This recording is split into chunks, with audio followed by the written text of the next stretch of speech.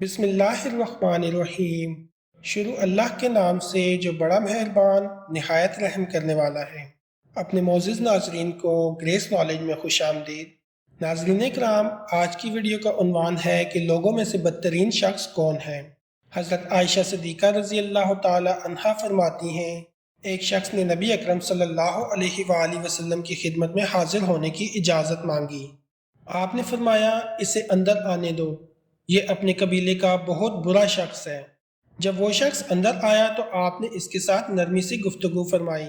جب وہ چلا گیا تو حضرت عائشہ صدیقہ رضی اللہ تعالی عنہا کہتی ہیں کہ میں نے عرض کیا، یا رسول اللہ صلی اللہ علیہ وآلہ وسلم، آپ نے تو فرمایا تھا کہ وہ برا شخص ہے، مگر آپ نے اس سے بہت نرمی سے باتیں کی۔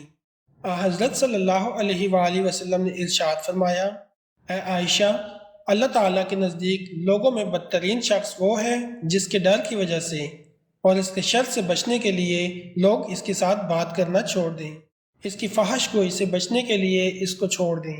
غالباً حضور اکرم صلی اللہ علیہ وآلہ وسلم نے بھی اس کی شر سے بچنے کے لیے اس کو عزت دی اور نرمی سے بات کی۔